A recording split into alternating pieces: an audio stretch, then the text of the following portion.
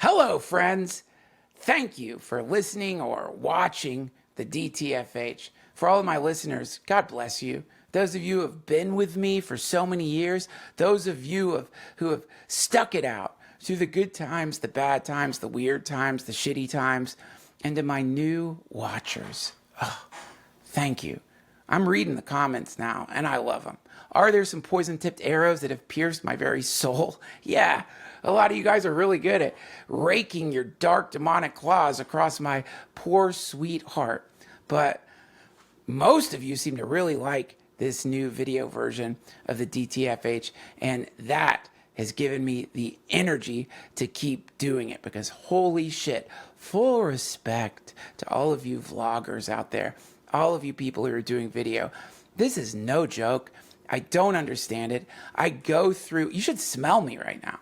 The stink that is wafting off of my body. Some combination of just being in a stinky studio mixed in with pure cortisol, panic, stress, confusion as I try to figure out, how do I like this shit? Why does my camera keep turning off? Why can't I get the fucking thing to focus? Why doesn't the expensive camera I bought work at all? Why am I back to using the $600 camera I got at Best Buy? Why is that picture so much better than the video I'm getting with my super hyper complex 4K camera? These things make a man stink. And I do smell really bad, but I stink for you. And thank you for making me stink, because it's a stink born from love. Okay. Now, in a solo episode a while back, we cut a clip out and put it on TikTok. It's a clip of me talking about a review I saw an adult created in a review of a hotel at Disney World. I believe it's Disney World, maybe Disneyland. I don't know which. But this reviewer, I didn't say their name because I wanted to respect their privacy, and the algorithm served it up to me. So I'm just sort of flipping through. I was probably shitting, like probably on the toilet, just flipping through mindlessly, letting the fucking hypno rectangle milk some dopamine out of the fucking neuroreceptors and synapses of my brain, this poor old withered thing. And, you know, the algorithm's like, hey, you want to watch somebody who's upset about a hotel at Disney World, an adult who's upset about Disney World? And I thought, yeah, I definitely want to see that. But I didn't watch the whole thing. And I guess that when, especially in that clip, I conveyed a sense that I watched the entire movie, which I think was like 2 hours long, maybe 3. I'm not sure. Someone told me it was 2 to 3 hours long. I didn't go back and look. Which, by the way, is longer than the original Star Wars movie. I think the review itself was longer than the Star Wars movie. But I didn't watch the whole thing. And I think that I know that I conveyed that the entire time they were talking about how they were upset about lore, problems with lore, that specifically they didn't understand why they were doing Jedi lightsaber training for people on a starship because Jedi's it's secret knowledge. And I implied that the whole thing was that sort of like fandom fans complaining. Apparently not. Apparently somewhere in this 2 to 3 hour video, they're also complaining about every problem with this hotel. Now, I've known, obviously, that you can put stuff out on the internet that will be poorly received. But I was really shocked when I went in the TikTok comments and saw how there was an anomalous amount of dudes pissed off about my bad take on the review that I saw. Now, let me emphasize something here. I had no idea who was doing this review. Now, that doesn't speak to this person's popularity. As it turns out, they're more famous than I am. They have billions of followers. And they're cute. And so, what happened, at least I'm thinking what happened there with the anomalous dudes, is a lot of you guys saw me talking about this review, and you realized, I think, this is like a chance for me to jump in and defend this reviewer. Again, I'm not going to say their name. I'm not trying to start some war with a super famous YouTube reviewer, though that would be funny. But someone I dearly love contacted me and said, that is my queen that you are attacking. And so I believe that the best way to put it is that this reviewer is a heartthrob, basically, for a specific sort of dude. And these guys, they were butthurt, like, and it was wild to go through the comments. You know, I would, maybe expect like some people to correct me, but there was also a sort of like male aggro quality to some of these complaints. And it was a startling amount of complaints. Now, first, you must understand, this thing was taken out of context. When I was talking shit about grown-ups who stand in line to get ice cream and grown-ups who go to Disney World, and how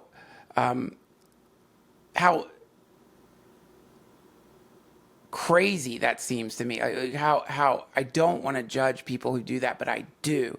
I was encapsulating it within the notion of something called aklesia, an obscuration is what that is. And it's in Buddhism, it's something that is covering up your perfect qualities. It's something covering up your enlightened mind. So I was admitting this is an old man take. Doesn't mean anything. Just because I am saying that if you are a grown-up and you are excited about going to Disney World and you're going there a lot, or you're writing reviews about a hotel at Disney World, which, by the way, is hilarious to me. I mean, have you ever been to any hotel at Disney World? They all suck. I don't know why there would be an expectation that any of them are good. And I'm not going to go on and on with all the things I said regarding like what I've heard about like people who work at Disney World sleeping in their cars and not getting paid enough. And how the fuck can you expect anything there to be good if you have an adult mind, an adult consciousness, and you're going into Disney World from an adult POV? Then you're setting the expectations too high. You should be, that hotel is so expensive. Go to Hawaii. There's so many cool things you could do. Costa Rica. You can go to Costa Rica, get blasted on mushrooms, and probably actually see a spaceship. Maybe even get taken on board a legitimate starliner where you will encounter hyperdimensional beings that will convey to you the importance of humanity in the big picture and why you're a being made of love at the atomic level. Why are you going to blow your money on? Don't go to Disney World as an adult. I have done that, by the way. I have done it. I've been the adult at Disney World with a group of adults. I've done the thing, get high and go to Disney World, have a panic attack, realize like, holy fucking shit, what have I done? Why am I here? You see other high people slumped over weeping.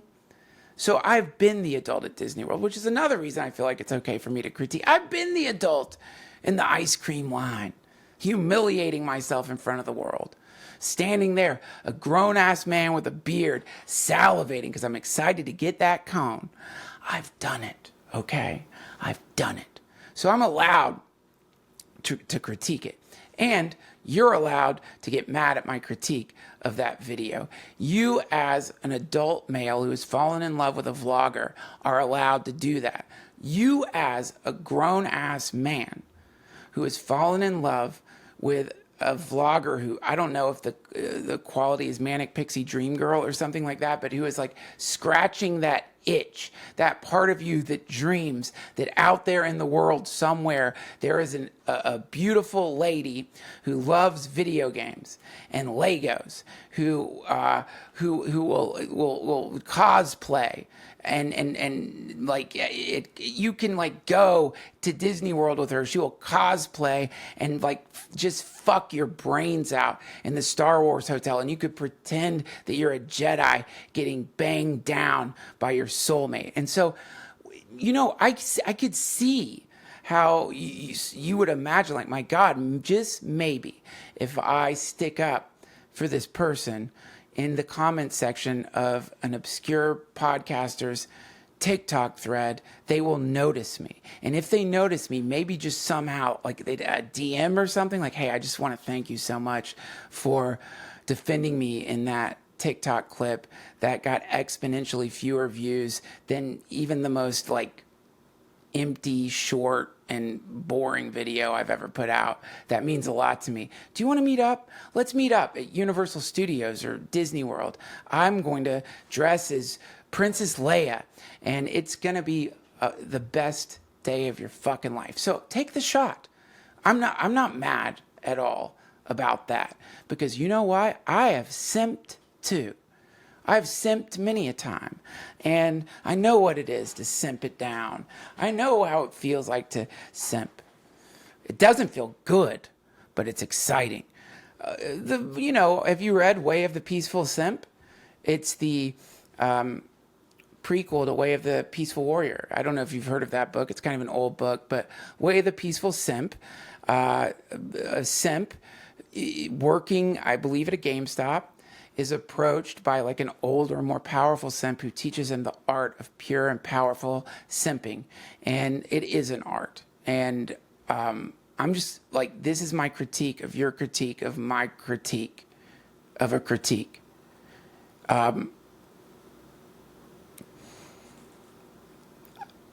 That's not good simping, folks. That's low-level simping. You really want to simp. You really want to simp? That's not how you do it. You have to be a little more subtle in your simping. Like, you can't fucking like alert someone to your simping strategy. That's simp rule number 1. You have to seem like a non-simp. You got to go Chad, but you're a simp. This is the chameleon move, which is covered in Way of the Peaceful Simp. So, bottom line, I don't care for the dudes out there who are simping, and I don't care if you're an adult who enjoys going to Disney World. Who the fuck am I to say? I play Hearthstone. I'm addicted to Elden fucking Ring. You think that feels good? You think it feels good being a 50-year-old dad losing at Hearthstone and you still play? I can't figure out a good Battlegrounds fucking strategy. You think that feels good? You think it feels good riding around on a goat through Elden Ring when you're 50? You got work to do? No. But I do that, just so you know. Like, I'm one of you. I have simped. I don't want to go to Disney World as an adult, but I have. I don't want to stand in line for ice cream. And if I was standing there these days, I would feel embarrassed. But that's just because of the public side of it. You know, if there was like private ice cream lines, if like there was somewhere I could go and I don't know, turn invisible or something, or like there was some way of like cloaking myself, I sure as fuck would stand in line for ice cream. Probably. And I'd be excited about it. I mean, I can't have diabetes now, but if I didn't have diabetes, if the Chinese cure for diabetes turns out to be true, then you might see me in an ice cream line. And you might see me at Disney World one day, because maybe I'll shake off all this crud, all the glaciers, the obscurations, all the karmic negativity that has attached itself to me in what seems to be an incredibly logical way. You know, that's the problem. Is like, I do feel like my view on adults who go to Disney World is waterproof.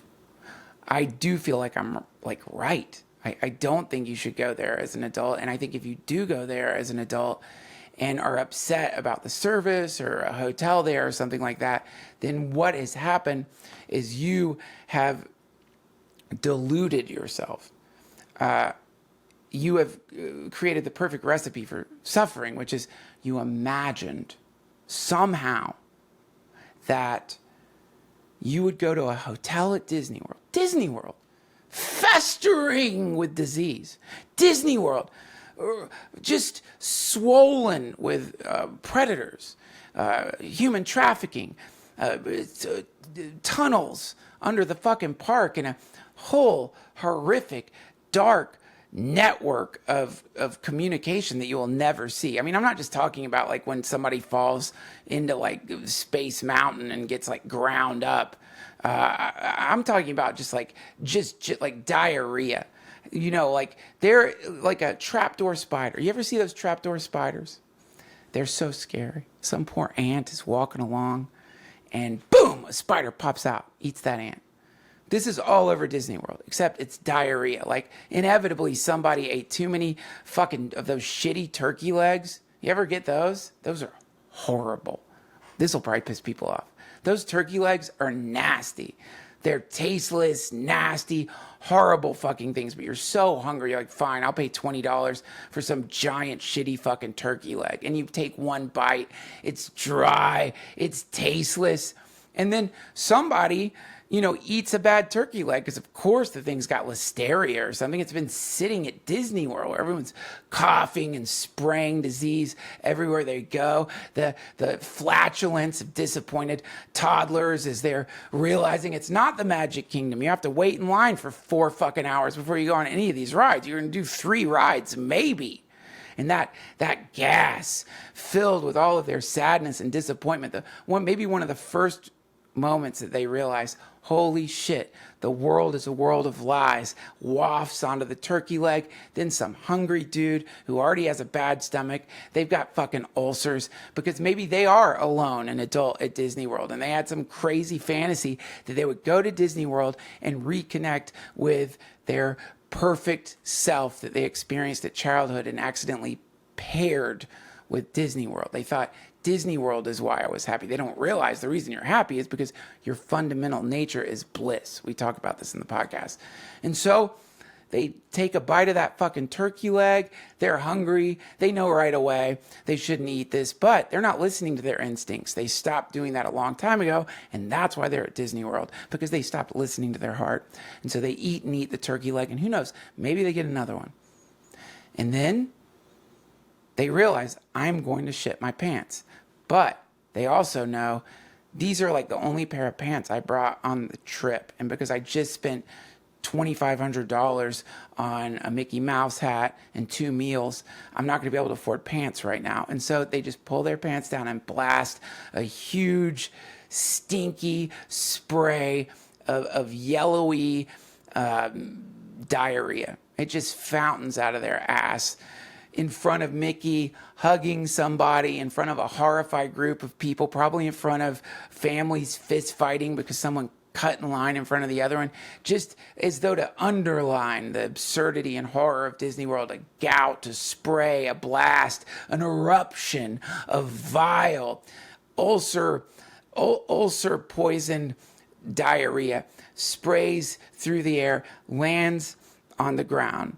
And there is all over Disney World just people like who watch for diarrhea, and they just spring up out of secret holes in the ground, and they wipe it up, and then they go back down, and they just wait, and they do it again. Do they get to take showers in between cleanups? I don't know. I doubt it. My guess would be they don't. My guess is that by the end of the day, their hands and arms and legs are crusted with turkey leg stress diarrhea. So yeah, I mean, I would say as an adult, you should know that if you go there and complain, it's a little bit like going to hell and bitching about how hot it is. But again, I'm an old man. I'm just an old man with soft hands. An old man with soft hands who's done his fair share of simping, who's done his fair share of ice cream lines, and who most certainly has been disappointed by a Disney World experience as an adult. So I've been there, and I have a deep understanding for all angles of this situation. And I just wanted to play this song for you before we jump into the podcast. Believe it or not, this song really means a lot to me. Do I like Disney World as an adult? No. But the fantasy of Disney World, I like. The possibility that somewhere there really is a place, a magic kingdom, full of joy and light and love. Yeah. That touches my heart. And so I got permission from Chandra Grimes to play this for you. And so here it is. It's called The Call of the Mouse.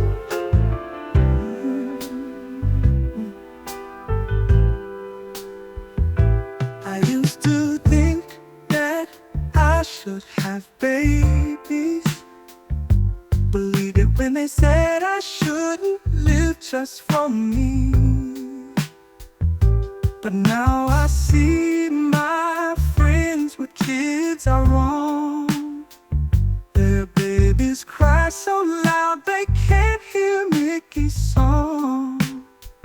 Put on my mouse ears so that I can hear. I can hear the mouse call. Listen to him with my favorite doll. Tomorrow is my 33rd birthday. Let's celebrate it in the Disney way. I can hear the mouse sing. Come celebrate your 33rd with me. I can hear the mouse sing. Hear him calling out through everything. I can hear the mouse sing. I can hear the mouse sing. I can hear the mouse sing. Ooh. They warned me that soon I would hit the wall.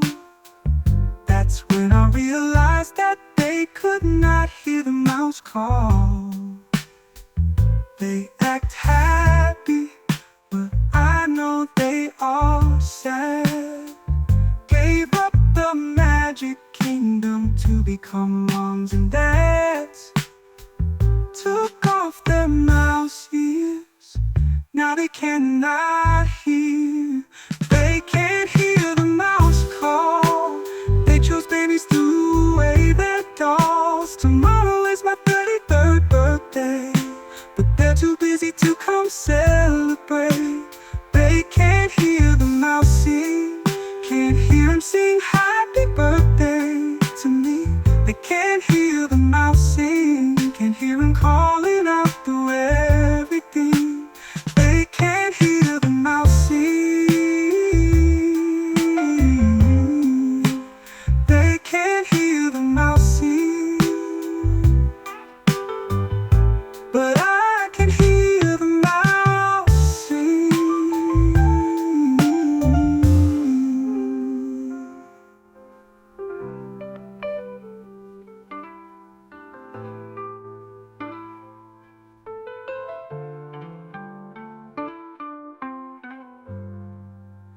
They can't hear the mouse sing. Can't hear him sing happy birthday to me. They can't hear the mouse sing. Can't hear him calling out through everything. They can't hear the mouse sing. They can't hear the mouse sing. But I can hear the mouse sing.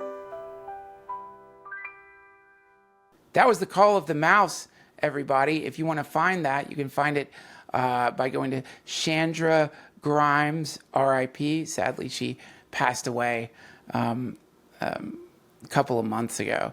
I'm lucky that she gave me permission 2 months and she's dead. That's the point. Okay, I didn't have permission. All right. I'm sorry she died. It's sad. I disagree with her politics, though. And if you look her up and realize, like, some of the stuff, if you read her manifesto, like, I don't agree with any of it. I don't agree with anything she says about anything. I'm not even going to get into it. You can't even talk about it on YouTube. But she was a complex person with weird views. I'm just going to leave it at that. You want to read the Chandra Grimes manifesto? Go ahead. But I wouldn't advise it. It is a poison that will seep into your consciousness and completely obscure your chakra systems. We have a wonderful podcast today. Raghu Markus is here with us, and this is the person who introduced me to Ram Dass. This is because of Raghu. When Aaron and I got married, Ram Dass married us. And this is the person who introduced me to my meditation teacher, and he is truly one of the coolest people that I know on the planet, and the sweetest people I know. And we wrote a book together. Well, it's an audiobook. It's kind of like a long-form podcast, and he doesn't like it when I say stuff like this, but I do think that there's been a tradition on this planet for a very long time where people who have had profound spiritual experiences, people like Raghu met people like Neem Karoli Baba, convey their experiences and their understanding to people like me, neurotic, grumpy, old people who are mad at folks who are just trying to live their life. And though it might not seem like it based on the ramble you just heard, those teachings have really made me a better person. And so the movie of me to the movie of we is really just like a chance to listen to something I think that has been going on for a very long time, which is a kind of transmission, sort of long form transmission of a really wonderful, many wonderful spiritual lineages that were that became the beautiful amalgam that is the Ram Dass community. So check it out. It's on Audible, the movie of me to the movie of we. But before you do that, why not listen to us talk now? Everybody, welcome to the DTFH, Raghu Markus. This episode of the DTFH has been supported by BetterHelp.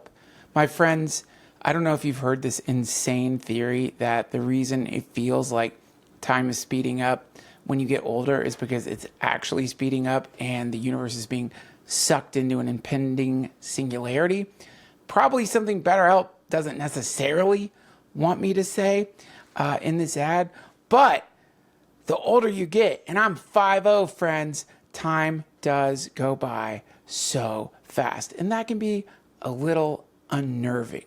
Now, I'm going to add something that I heard Sharon Salzberg, the great Buddhist teacher, say, which is that at the end of the day, sadly, you will only remember the rotten things that you did, the things you forgot to do, the mistakes you made, all those moments of grace, those good things that you did, or your attempt to do good things. You let someone into traffic, you held the door for somebody.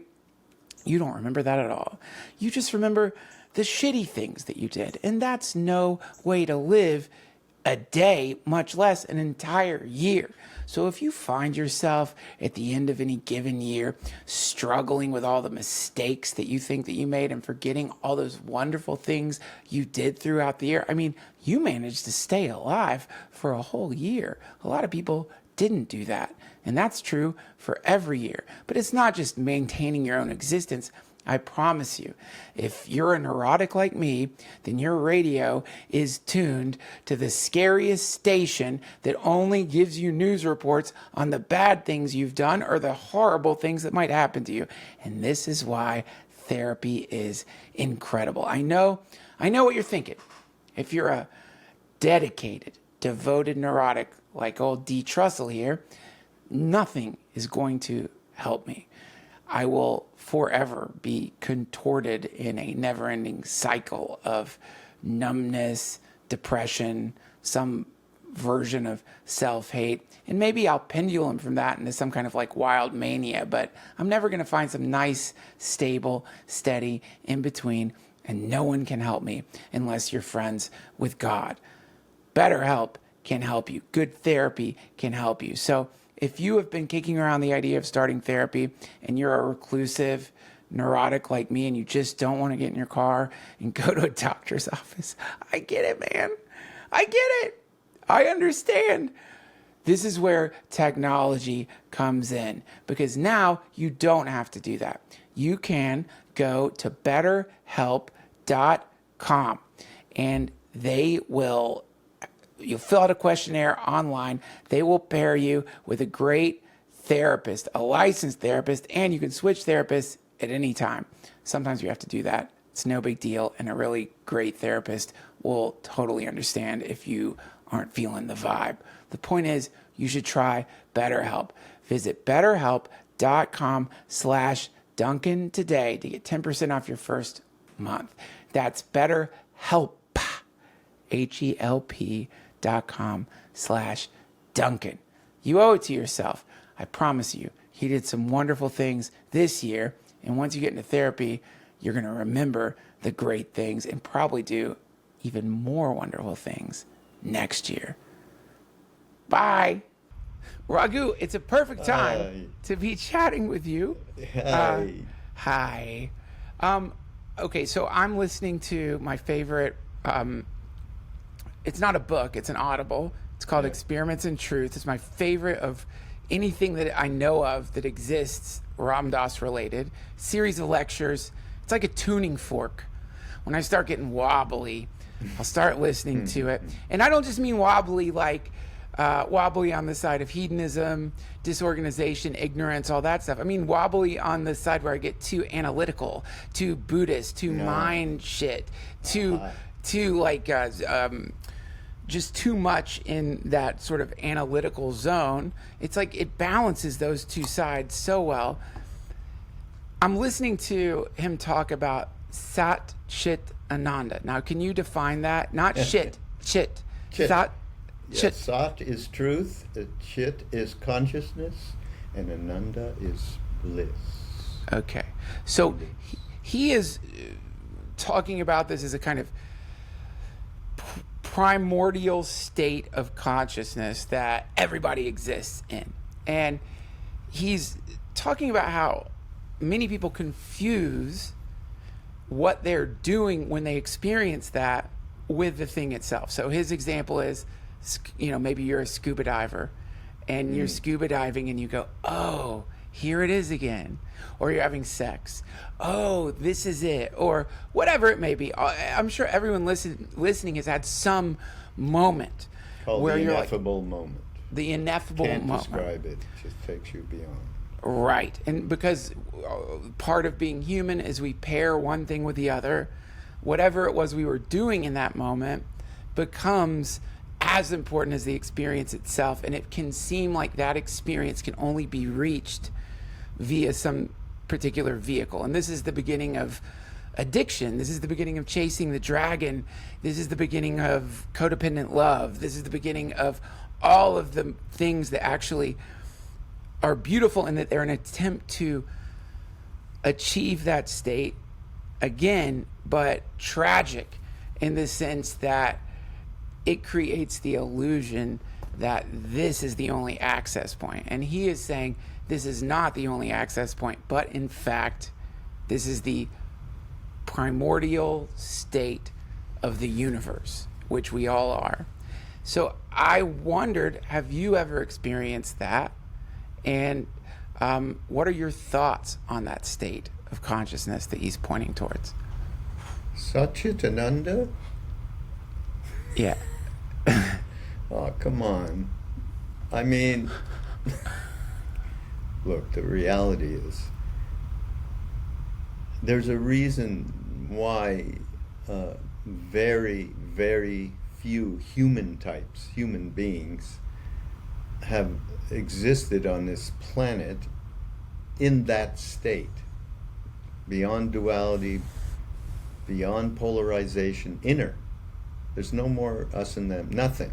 Right. And you're not even here anymore for any reason except to serve people. Right. You don't need to go through any more, there's no more karma and all of that. But us little guys, the beauty of the game is that we, as Ram Dass said, a little surfing trip, and suddenly you have broken through into that state for a moment. Right. A psychedelic trip, sex, all of it. There's, a chant, a meditation. Yeah. And as you're saying, it's just the beginning of chasing the dragon, because once Right. you get there, then you're like, okay, I got to have this thing. And you might be a meditator that, okay, I'm going off and I'm going to be in a retreat, until, the cows come home. Right. Right? So that is true. In that sense, though, one must say, if you're going to pick your poison, maybe you're better off with chasing meditation than you are, a heroin high. I don't know. I don't know about that. Like, I know this is, you will not agree with this. Well, you're harming your body. Okay, Well, start there. Okay. I'm not obviously don't do heroin. This is weirdly the second time I've had to say this in the podcast. Like, Really? I'm going to start sounding I was pro just heroin. kidding. It's a stupid heroin. No, don't do heroin. But psychedelics. How about psychedelics? Heroin is a dumb. No. analogy. How about hedonism? How about that? Okay. We are, especially in our culture, we are incredibly judgmental of people who prioritize bliss. And we look at them as like imbalanced, selfish losers. And a lot of them, that's what you become.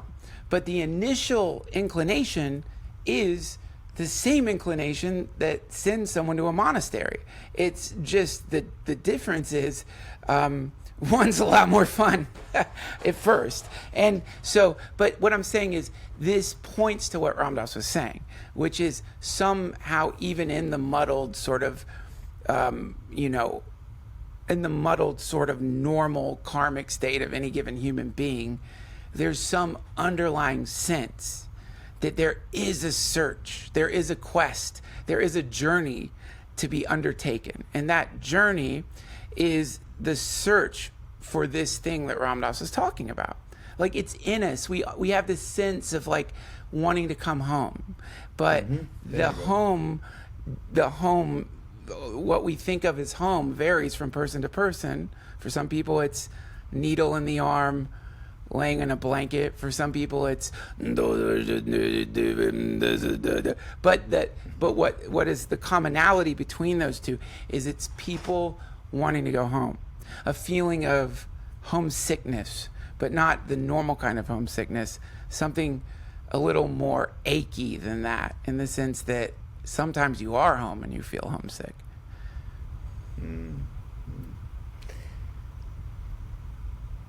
I just think that the beauty, as I was saying before, is that the universe, as humans, we have the ability to go beyond our little tiny selves. Yes. I mean, that's beautiful.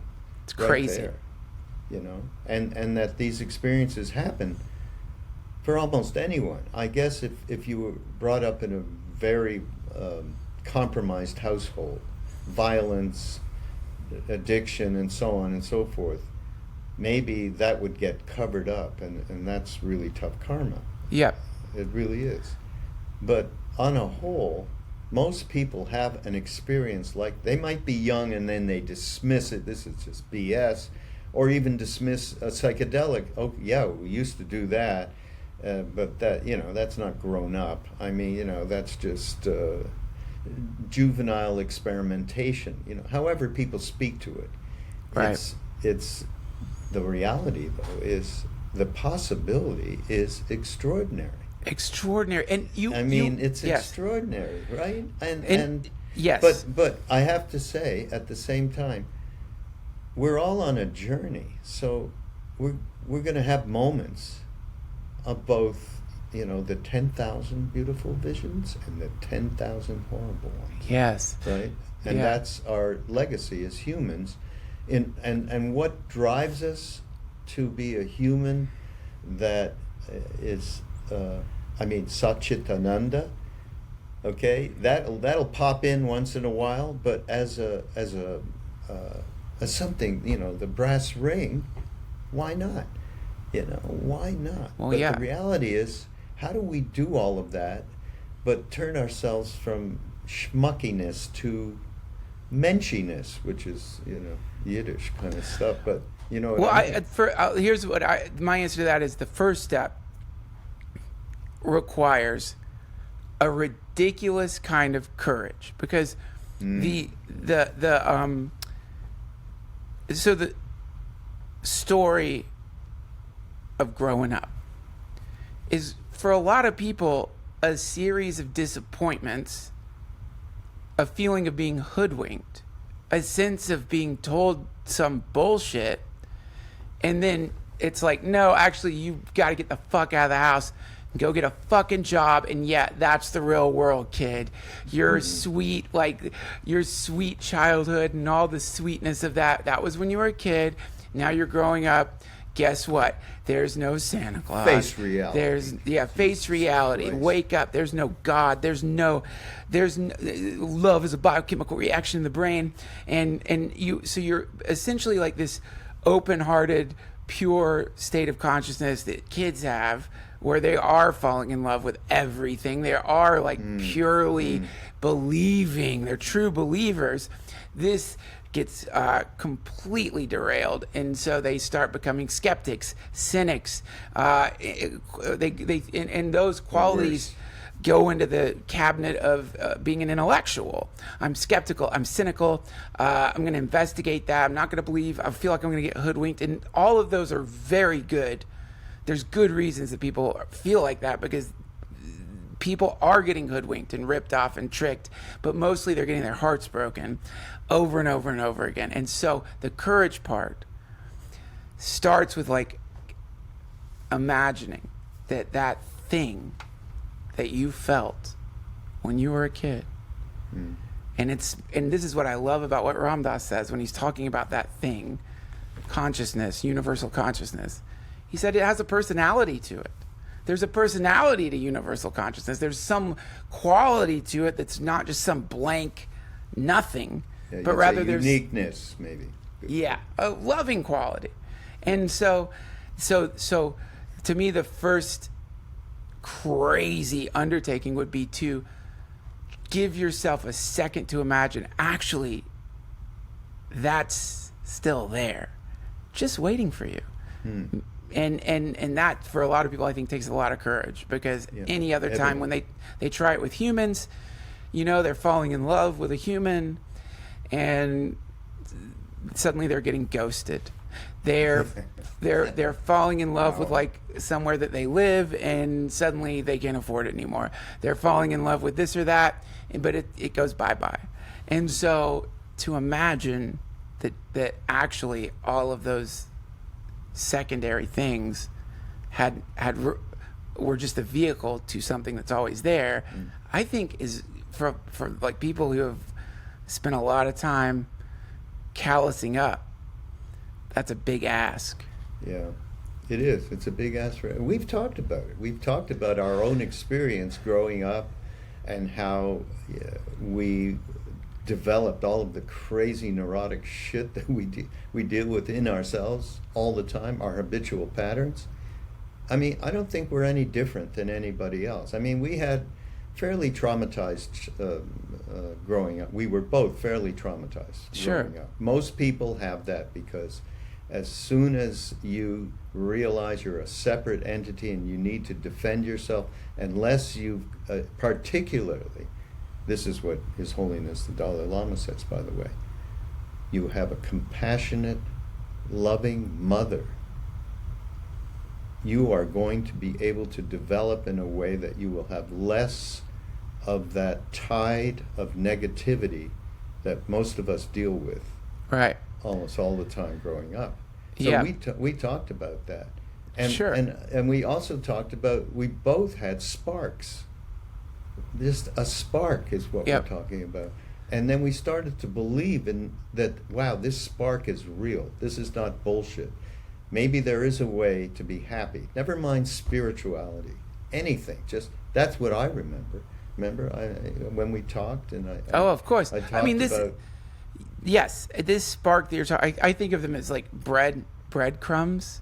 And, like when we were working on our book, I, and sort of like going into this possibility that you're talking about, that Ram Dass is talking about, that any great teacher is good at talking about. I began to realize in the process of just having the conversation with you about it, that what we're talking about here is as powerful as the DMT breakthrough experience that everybody talks about. You smoke enough DMT, suddenly you're in an alternate dimension, seeing incredible architecture, aliens, entities, whatever it may be, goddesses, gods, all of it, and it's astounding. Terence McKenna said the experience is so powerful you think you might die from astonishment that this is even possible. But this thing that Ram Dass was talking about, this that built into being human, is this imminent possibility of suddenly going from suddenly going from just a me to everything. That you can do that. You can pop out of what did Ram Dass call it? He called it localized subjective consciousness. That you can pop out of localized consciousness into non-localized consciousness. That suddenly, like he says, it's like taking off a shoe that's too tight. But in this case, you don't have to die to do it. Yeah. But because you are a product of non-localized consciousness from these perspectives, it's your birthright. If you want to, you can walk out of the prison of identity. And you don't have to expect this grand transformation. You know? That, okay, that's the state that I am going to be in now, and I'm going to do everything I can to get into that state so that it won't go away. I don't want it to go away. No. I want it to be there. Listen, when we met that being in India, Ram Dass's guru, Neem Karoli Baba, our guru, of course, that was like, hold on for dear fucking life. Because if you held on to the thing in physical time, like now time, then you would like, okay, I'm okay. You'd feel like, wow, I am so okay. Yeah. And then you let go of the thing, and then you weren't so okay. Right. So it's just a matter of, and everyone can get that okay. Everyone does get that okay moment, through all of the different means that we've just talked about. But the thing is, you don't have to expect that okay moment to be with us. No. On a 24/7 basis. But you know what encourages, you're talking about courage, right?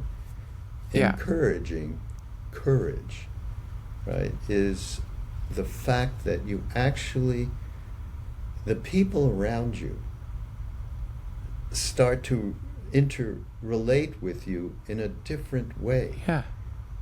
Yeah. And that is a reflection. So it's about the reflection of what happens once we start to put less emphasis on what it, as Ram Dass has said, when is it, okay, when is it enough about, what I'm getting? When is it okay? When what is it I enough? need? Never enough. When is it enough? When is it enough? Okay, so this is a perfect lead into, and I feel dumb saying this because, and I have no place to talk about it because I certainly have contributed to the genre of people rambling spiritual advice out into the universe that shows up on Instagram. So fully aware of the hypocrisy in what I'm about to say. Because most of the stuff that pops up that the algorithm feeds me, it just makes my asshole clench up. It's so cringy, and I can't. I hate it. I want to puke. And again, I'm contributing to this rancid genre. We are all part of it. We're being human. Every once in a while, you stumble upon something that's good, and this thing that I stumbled upon, I can't remember his name. He's in India somewhere. And he's in this very concise way, breaking down a lot of stuff about bhakti yoga in a way that the bhaktis are so good at doing. And one of the things he's saying is, you can look at the emotions, and I'll try to find who said this so I can give him credit, but I don't think he'll care. But you look at the emotions as a rainbow emanating from a pure light source. All experience, he says, all emotion, all experience has as what it's composed of, love.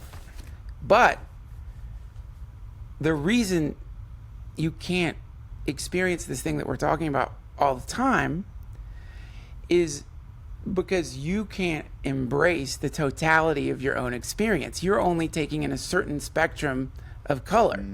And all the other colors, you're like, those are bad colors, that's in me. Yeah. The suffering, the anxiety, the fear, the jealousy, the worry, all of that stuff you consider a kind of profane state to be rejected, ignored, anesthetized in some way. And he is saying, until you can sort of open up to the totality of the human experience, which consists of those not desirable states, then you can't feel it.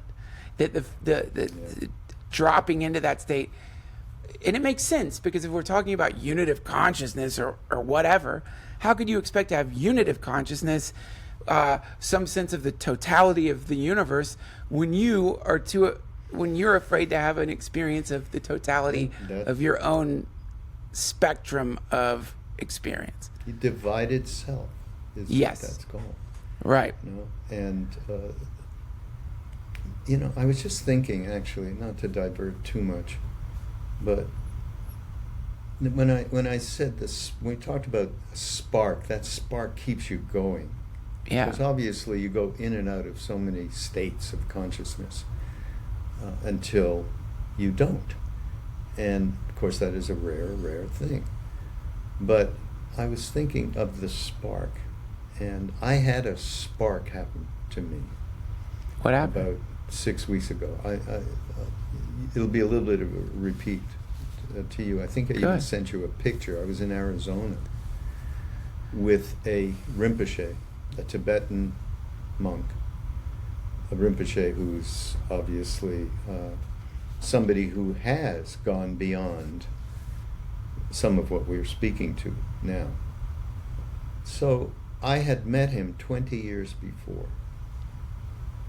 because I drove him around. I got fortunate. Somebody asked me to drive him around from the retreat center to where he was staying over this retreat. Didn't speak any English. His the assistant, or whatever you want to call him, didn't speak any English. There was me. We were trying to communicate. Yeah. But it was during the time that I had this record company, indie label in Los Angeles, and one project that we became involved with, doing the music for, was a documentary film called Tibet: Cry of the Snow Lion, and it was about the genocide, basically, that was going on, that Chinese were inflicting on the Tibetans. And so I met him, and of course I found his backstory. Just, you know, people close to him were telling me. When he was in Tibet, his name is Garchen Rinpoche. Sorry, everybody, I forgot to mention it. Garchen Rinpoche was in Tibet. He was actually fighting against the Chinese as a monk. So many of the monks took up arms and so on. Yeah. He got caught, and he got thrown in a Chinese prison for 20 years. And, you know, we won't even go into what they do to those monks and so on, torture and all that. Yeah. But 20 years. During that time, he met another, he was not a Rinpoche then. He met a Rinpoche, a teacher, and who was his guru, and took him through so much of wisdom and knowledge. In this prison. In the prison. So they were letting them, like, practice. Yeah.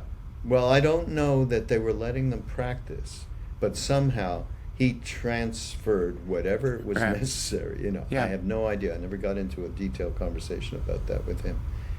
Anyhow, he said, I left, you know, when, I don't know how they got out. Maybe his term was up. It was 20 years. It was 20 years. And then he escaped Tibet and got into northern India. And he said, I have no animosity towards the Chinese. Just like you hear the Dalai Lama speak to it all the time. But it was real. It was sitting right in front of me. Yeah. And then I said, listen, I want to show you this film that we were part of, and we showed him this film. I mean, it has immolations. I mean, it is really horrible, Duncan. It's really. So I looked at his face, and it was a complete mixture of, terrible suffering, like that only he could relate in a way none of us could ever. Yeah. Suffering, and yet it was forgiveness.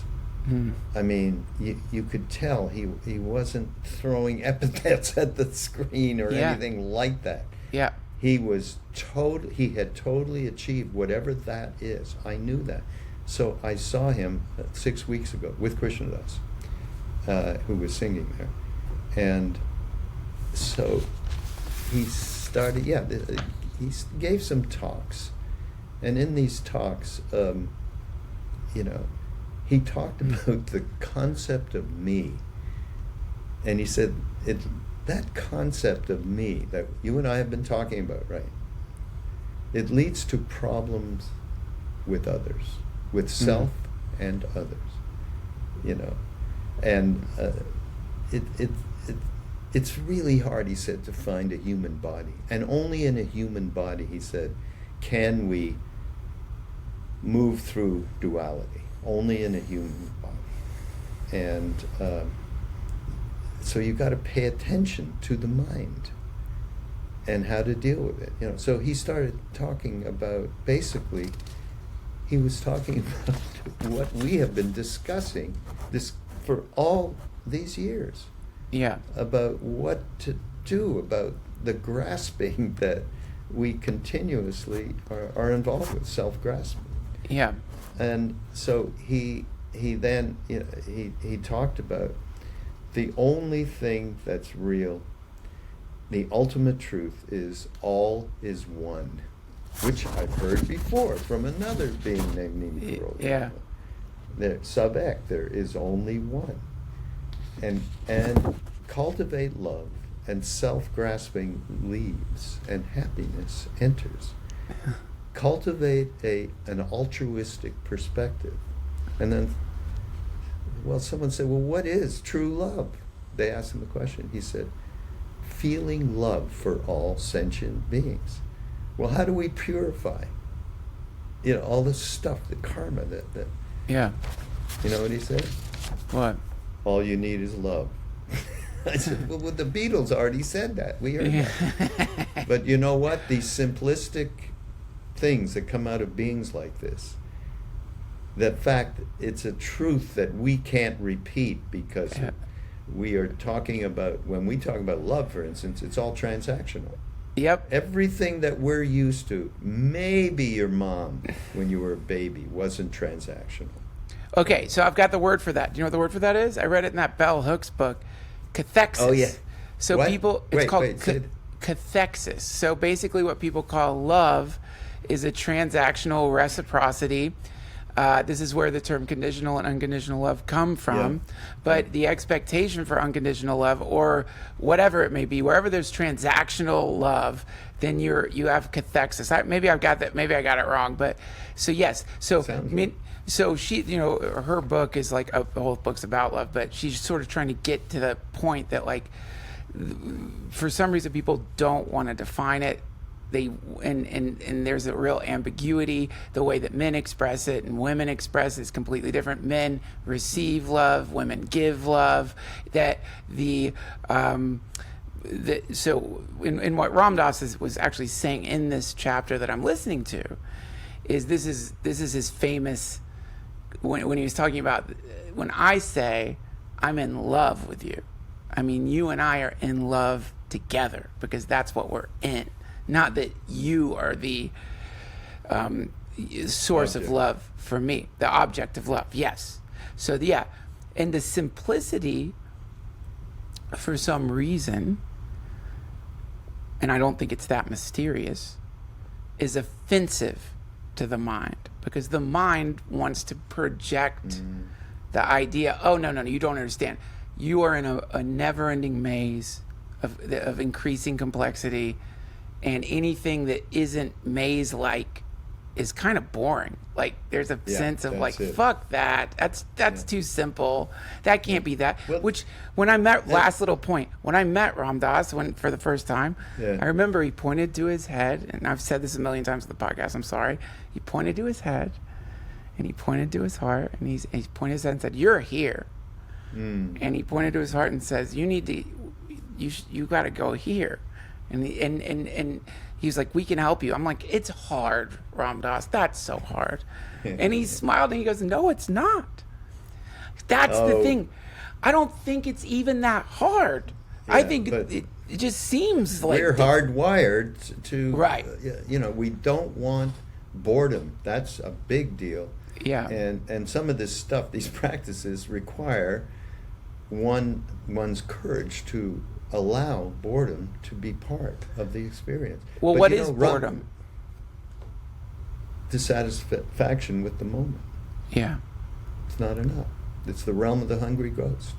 Yeah. Right? And we've all gone through it. We know what it is. But you know what? You're talking about Ram Dass and what he said to you. You got to go from head to heart. Well, he had the direct experience where he said to Neem Karoli Baba one day, okay, he's seen all his Buddhist friends got all these fantastic, complex teachings, meditations, visualizations, right? You know it, Yes. And he said, so how can I get enlightened or realize whatever? It's, how can, which a question that everybody can ask. And Neem Karoli Baba said, feed people. Yeah. And Ram Dass thought, that is a dinky response. I've got friends who are really getting the highest teachings. This is BS. He got pissed because of the simplicity. Yep. And the reality of that. So he asked it again, how can I raise Kundalini? And he thought he'd get a little bit more, direct with what the question was. And Neem Karoli Baba said, love everyone. And in that moment, he realized, the profound ignorance that he was living in terms of looking outside for a way to transport himself out of the pain, which is what we all do, all the way to every practice. From psychedelics, which is easy to get addicted to that experience, probably more than anything, I would say. In my own life, I recognize that. And, all the way to meditation, which is the boringest thing you can possibly do, which engenders you to really think about, wait, what really is that? Maybe I got to sit there. I want to find out, what is that? Right. So the two big words, curiosity and courage. Yeah, curiosity and courage and simplicity. I think that's coming through too. And this, I want to add to it another great Instagram. I follow a lot of obviously Neem Karoli Baba Instagram accounts, and they tell stories about him and stuff. And I don't remember this particular story, but the essence of the thing is, he was saying, if you are experiencing grace, that's coming from God. That's not you. You didn't make it happen. You didn't wrest the jewel from the dragon's lair. It wasn't your effort. It wasn't anything other than a gift. And now to connect to meditation, for me, that's the hardest thing about it, is I don't like that meditation seems to be a process that if I just sit and follow my breath and do this regularly, something does happen, but that's not me. Like that's something naturally, just kind of like falling asleep, but the opposite. You close your eyes, you breathe a certain way, and suddenly you start vividly hallucinating and then don't remember most of what happened through the night. It's really an incredible power humans have. But I think you'd be nuts to think that's the only sort of thing that you can experience. If we can close our eyes and just breathe deeply and go into an alternate reality where we're getting chased by tigers, what else is possible? And so similarly, go ahead, the next time you want to fall asleep, try to fall asleep.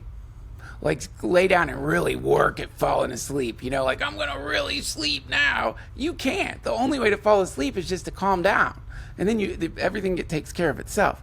So this thing we're talking about, that's the other frustrating part of it. It's kind of outside of your control in a lot of ways, other than just set the conditions. And then it happens. It's grace. It's a gift. And so that infuriates the complex mind that wants to be in control. Yeah, right. But trust, I guess, that's the other thing that I love, to talk about. And going back to Garchen Rinpoche, it was so powerful, and it continued through all of these years. It was so powerful, a spark, that it reopened, doors, so to speak, for me. Right. Because to have somebody who, and his whole life was dedicated to people, whoever came to him. You could see he had nothing going for himself. Yeah. He wasn't looking for anything. Yeah. And do you have to go spend 20 years in a Chinese prison? I don't know. He did. I mean, he made it through, and he didn't come out hating him.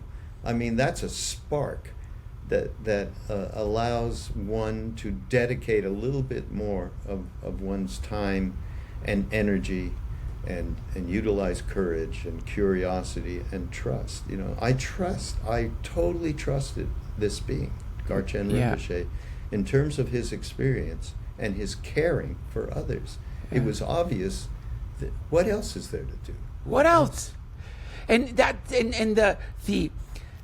this is another issue with like the mind, or at least my own mind, is that the mind paints a picture of this state. So the mind will tell you what the state is. The mind will be like, okay, I know what that state of consciousness that they're talking about is, and whatever picture the mind paints is wrong, because it's the mind and it can't do it. It's the heart that does this. So the mind can't fucking do it. It can do a shitty sketch, like when you see wanted pictures of people, like a rough approximation of something, but that's not it.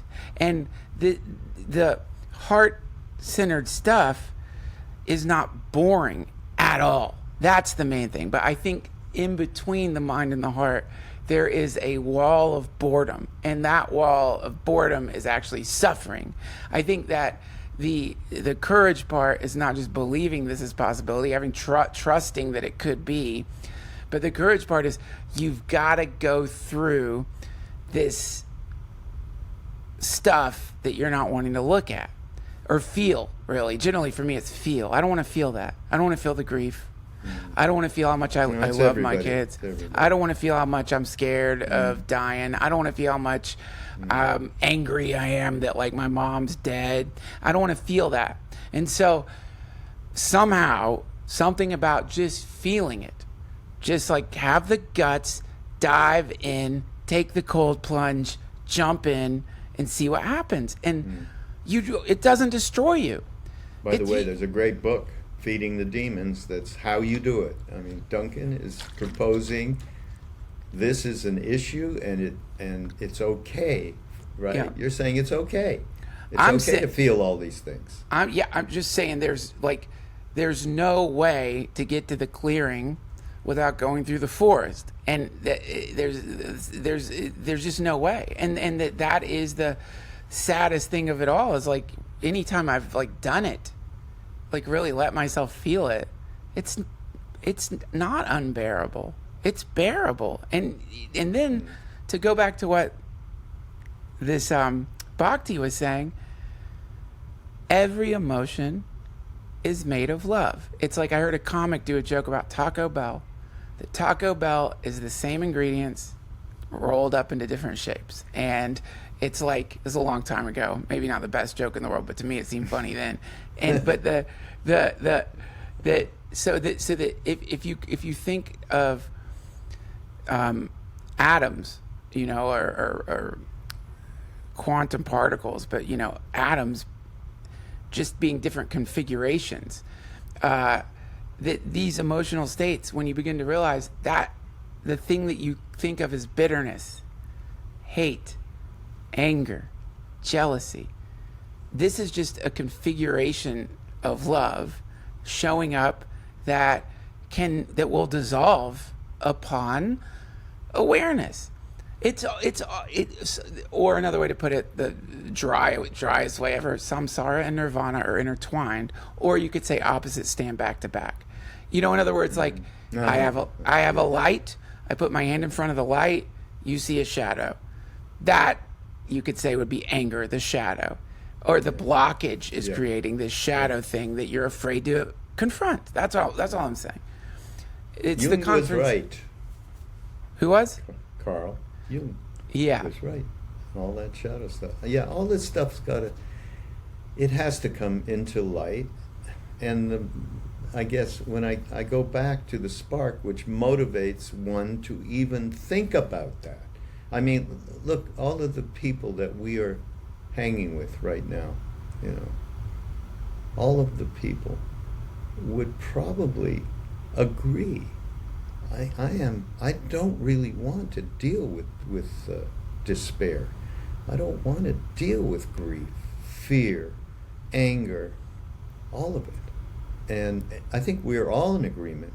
Yeah. If this conversation has any value whatsoever, it's pointing to, hey, we are the same. There is nothing different. I'm older, and I've been in India with this extraordinary being, and I hung out with Ram Dass, a lot for a lot of years, off and on, and I am still, as he said, well, I'm still dealing with the schmooze, but they're a little bit they're smaller schmooze. The issues. So you get to the point where you're not reacting to your crazy thoughts the same way you used to. You're not going into a spin for as long as you used to as a result of whatever. So there is a natural progression once you really you glue yourself to that spark and trust it, in that you will absolutely have the motivation to deal with all of the issues that we all deal with all the time. And that's a big difference. And part of it is really, I go back to wanting to feeling like, I want to do something of service. And I don't mean going out and feeding homeless people. I mean just talking kindly to the person next to you. Right? Kindness, a little bit more compassion. These are the small things that are the biggest things. The DTFH has been sponsored by Squarespace. I don't know how old you are, but if you're a certain age, you might have paired the idea of web design with misery. I certainly did. Anybody who went through the dark times before Squarespace knows what that was like. You wanted to build a website. You knew you should have a website. Maybe you're an artist. Maybe you're somebody trying to start a business. Who knows? Maybe you're somebody, a coach, whatever it may be, a life coach, a trainer. And you're like, I got to start a website. But then you look into it and you realize either, number one, I am going to have to learn to code myself. And honestly, I would rather crucify myself, which, by the way, is impossible. No one can do that. And if you are watching this, Chris Angel, if you could self-crucify on stage, you would be the greatest magician of all time, because how do you get the nail in the other hand? You can only hammer in one hand, and there's all kinds of other logistics involved. But that is what it used to feel like to try to learn HTML and build your own website. Like you were just crucifying yourself on some horrific digital ancient device of torture. Or two, you would run into an unscrupulous web designer and you would essentially have to get a mortgage, like the amount that they would want for the website. And then maybe you were insane enough to go for it, and it would take months and months and months of going back and forth. Sometimes you'd reach out to the web designer, but the web designer was having some kind of nervous breakdown, so they would not respond to your emails. And then when they did finally send you the quote finished version of your website, it looked like something, a dung beetle in hell would roll to the throne of Lucifer. Just a pestilent, foul, malefic failure that you knew that if you did put that online, it would destroy whatever your business was going to be. And so you gave up and you just never made a website, and maybe you're still in that dark space. I come bearing good news, friends. Squarespace does it all, and you can do it yourself. You can make a beautiful, powerful website all on your own. And they do everything. The obvious stuff, which I think maybe people take for granted now, it will size to all devices. The not so obvious stuff, you can use Squarespace to send emails to your clients that don't look like you're about to scam them. You can use Squarespace to connect to your fans, and you can even create a paywall in Squarespace, members only areas. And if you want to populate your website with your social media posts, Squarespace can do that. It is an incredibly powerful service, and you should try it. If you're interested, you could try it for free. Head over to squarespace.com/Duncan. Give it a try. See if it's the right thing for you. I'm sure it will be. And then when you're ready to launch, use offer code Duncan, and you'll get 10% off your first order of a website or a domain. Thank you, Squarespace. I mean, what you're saying is just so, because it's the internet. He's not saying he doesn't want to feed the homeless. He's saying, don't get. I have to just to save you from like a mill. Like, yes. What does he mean? He doesn't want to feed them? No, but what you're saying is you don't have to start off by starting a fucking soup kitchen or a food bank. You can though. Yeah. That's cool. But what you're saying is feeding people. There's a lot of different ways people eat. There's the people eat food. That's a great thing to do. But people also devour your attention. That just giving them a space to be themselves. My favorite thing, Simone Weil said that. The most generous act that you can make as a human being is paying attention to somebody. Yes, that's right. Just that alone. And good, and also sort of unconditional positive regard. That's the name for it. But it's like giving them a chance to just to be whatever it is they're going through. It's like dudes love trying to fix shit, man, and I love trying to fix things, and I'll tell you 9 times out of 10 when I try to fix something, I make it way worse. Like anytime I'm working on the house, construction-wise, whatever I thought would work, it's going to amplify the problem.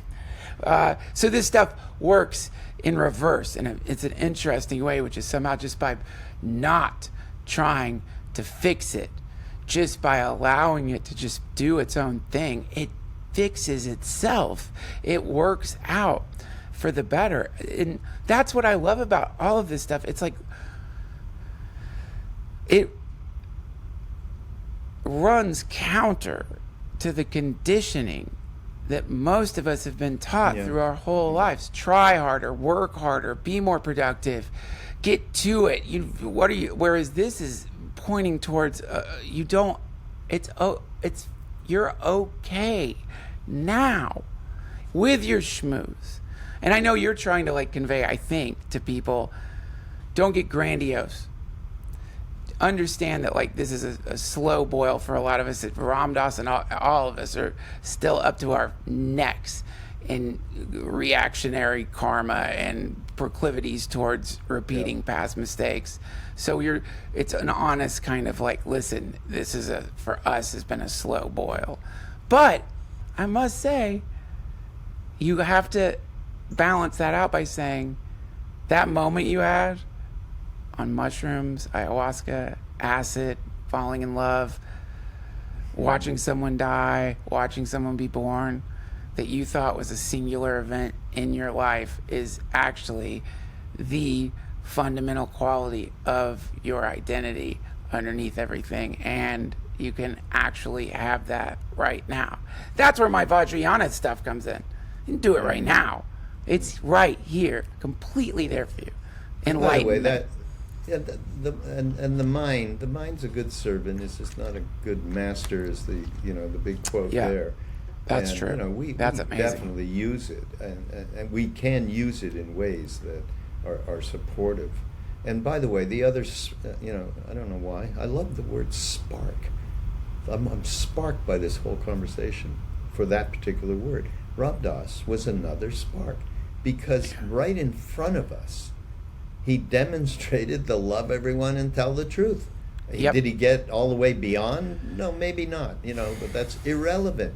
Here was a human who actually, he made it to a certain plateau, shall we say. No plateau. He told me no plateau. I'm sorry to cut you off. Do you remember the retreat?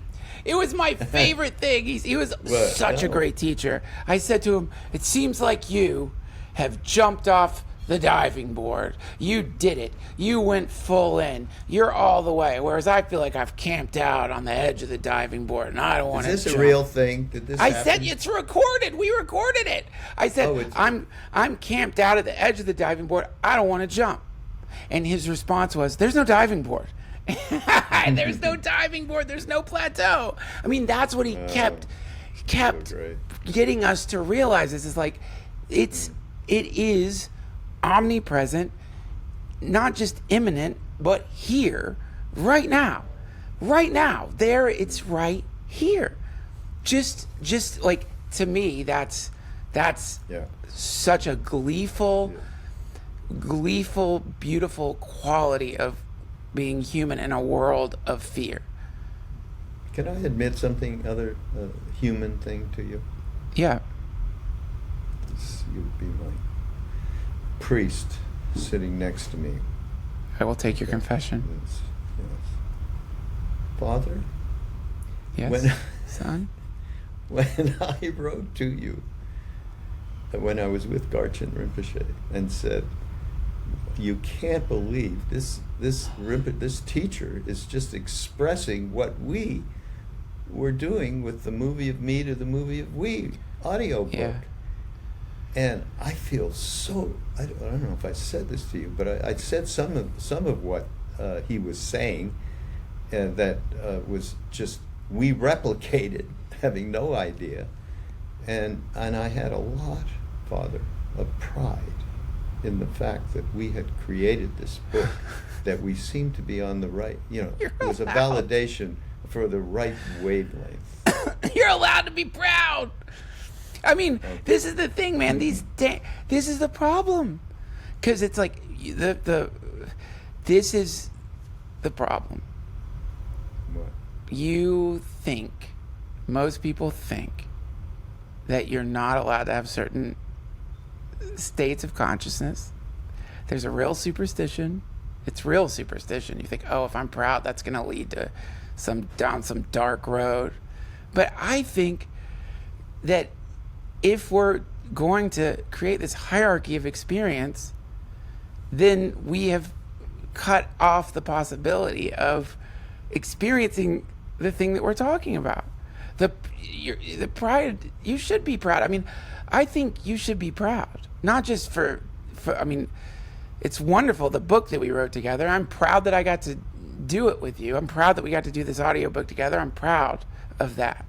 But you should be proud of, like, all the other things you're doing. I mean, there's this reservoir of, you and Love, Serve, Remember have just thrown God knows how many life rafts out into the samsaric ocean that people like me, teetering on the brink of suicide, so depressed, completely alone, stumble upon. And we're like, oh right, I remember something here. There's something here. And then your life gets better.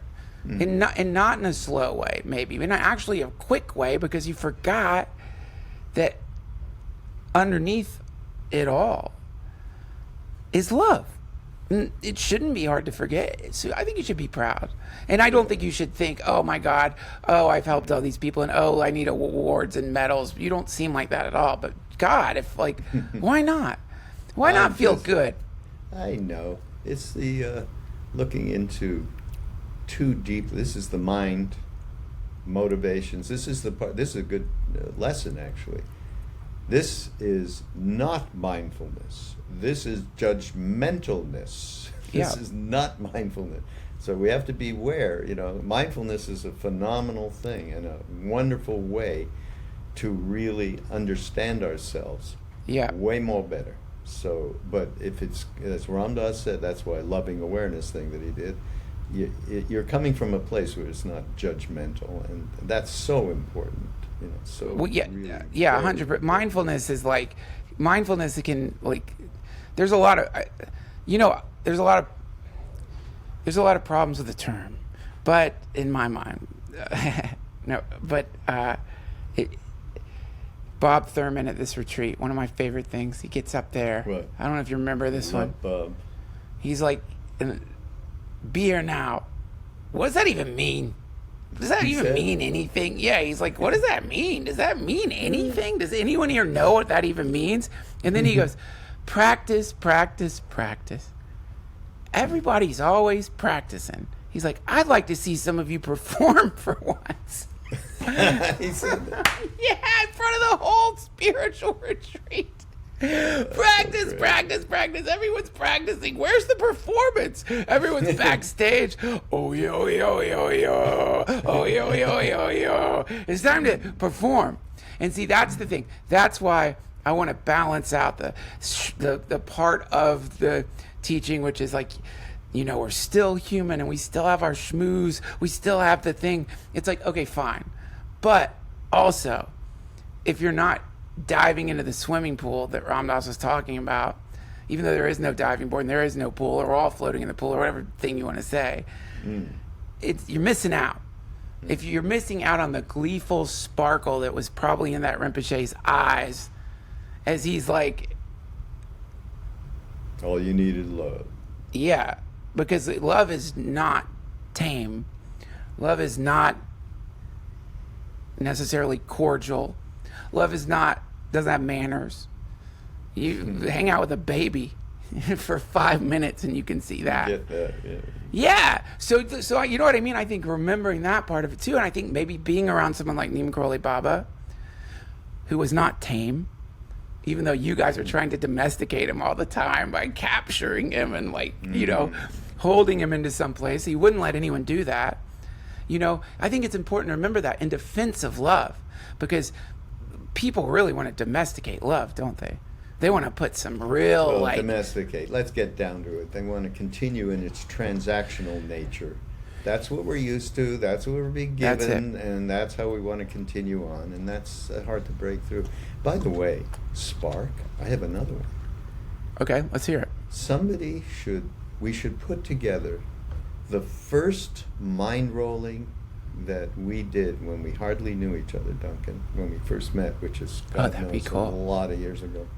With Yeah. this one, we should back to backbone them. Put them. It's a set that should go out. We should do another audio where we put them out, because everybody, if you haven't listened to that, and I'm sure many of you haven't, but I'm speaking to you, Duncan's audience. Yeah. Go back to BeHereNowNetwork.com, the first Duncan Trussell podcast that I did with Duncan and my old partner David Silver, and I will never forget it. I will never forget it. Do you remember? No. Do you remember what you were say, suggesting? Violent Revolution, I believe, was what I was trying to think bring that up was with you part two of guys. it. Yeah, well, yeah, yes, I do remember that, and and I'm glad you brought that up, because you guys should buy my other book. Raghu and I did the movie of me to the movie of we. It's on Audible, but now you should get my book, 10 Steps to Revolution Through Violence. This is like a roadmap to an American revolution that will inaugurate Trump as president for the rest of American history, because he deserves it. He needs that much time. And then transform American democracy into a monarchy, which was the normal and is still the normal form of government. And we're not going to get there. We're not going to get there with peace and love, baby. No, I know. I was much, oh God, I don't even want to think about. I was really angry back then. Yeah, you were. Real pissed. Poor guy. Real pissed. You were. But, yeah, no, you were poster boy for, if you want to talk about instantaneous enlightenment, then you listen to Duncan Trussell, which was, I don't know, 5, 6, 7, 8 years ago. I don't know when it was. And then listen to the talk that he just gave on this podcast. You would go, wow. Unbelievable. Ah, that's sweet of you to say. Well, I'm lucky, man. You got me into this. You sucked me into these retreats. You got me hanging out with like these people who like were students of some of the most like intense spiritual teachers in the West for a long time. Like, in those people, like it's been I'm lucky. I mean, I'm lucky, and my family's luckier because boy, what a dick. Like, I was so pissed. I still am sometimes, but thank you for saying that. And maybe we should just do another book and like forget about talking about the one we just did. Just keep doing them. Maybe just keep doing them. You know? Yeah. No, but I am, aside from all the BS, I am actually really happy that we did this thing. Yes, Garchen Rinpoche absolutely validated its worth, because and you know, we really let go about, you know, all of our who we were before, who we are now. Yeah. We weren't holding anything back. So from that point of view, it's really gratifying to share, which is my favorite thing in the whole world. But you know what? At some point, you got to let it go, Raghu. You know, who was it? I'm not letting it go. I know. At some point, you got to let go of it. Alan Watts said to Ram Dass, "You're attached to emptiness," and that was his critique. And not just in like our community, but in many spiritual communities, you notice that an attachment has emerged, not to the enlightened mind or what many people would look at as an egoic kind of bullshit thing, but rather an attachment to a constant reminder to others, you've got to understand how fucked up I am. And that is clinging, desperately holding on as tight as you can to the bad stuff. Because, you know, you don't want to feel like a hypocrite or a fraud. You don't want to mislead people. But it's like, yeah, you got to let that go too.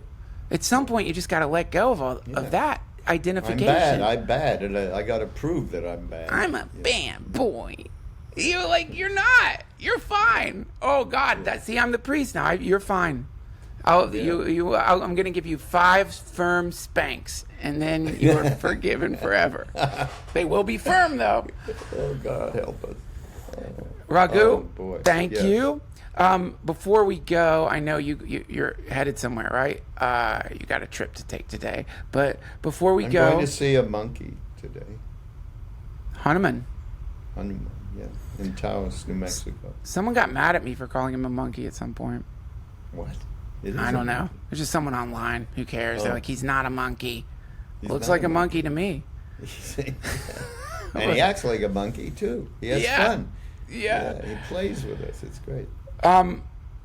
So yes, what were you going to say? So let's get some business out of the way here. And I know it hasn't gone online yet, but you've got LSR, Left Server Members, got a bunch of retreats coming up. You want to just plug those real quick?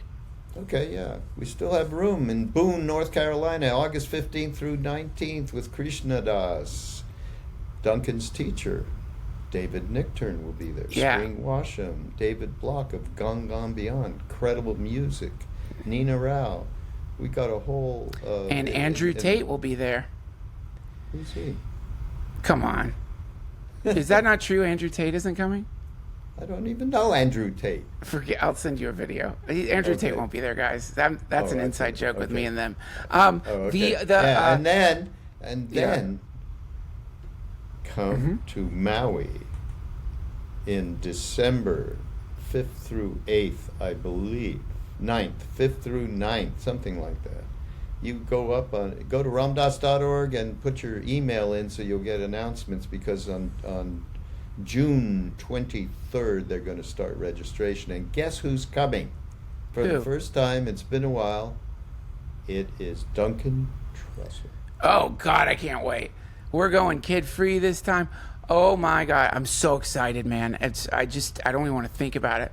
Unless some like, even if by it would be a real accident, Aaron got pregnant, we'd still be there. Like nothing. I don't want to say anything, but No, don't go there. I'm gonna be there. You'll be and there. I'm so excited. And I whoever haven't been to else the wants Boone come. retreats yet, but I hear they're great. Again, ramdas.org. Rave You'll reviews. find the June 23rd, something like that. But we'll send out a notice so everybody, it's available, and I'm happy to have Duncan back, and we're going to play around. It'll be fun. Christian Doss will be there. He's worth the price. It's going to be a blast. Jack Cornfield will be there. Trudy Goodman. It's Really? going to be- Cornfields? They're coming Yeah. again? Yeah. He loves coming. He's like, you know what it is? He's like, when you talked about what Ram Dass potentially did for you when you visited him for the first time in terms of getting out of the head into the heart, Roshi Joan Halifax, another amazing great teacher, she would say, I'm going to visit Ram Dass to get a heart transplant. Yeah, that's right. Yeah. Coming out of the Zen tradition, it made a lot of sense to me. Well, Yes. there you go, Okay. friends. Thank you, That's Raghu. it. That was awesome. That's my favorite one yet. Thank you, Duncan. Thank you. That was Raghu Markus. All the links you need to find the movie of me to the movie of we will be at duncantrussell.com. I love you, and I'll see you next week.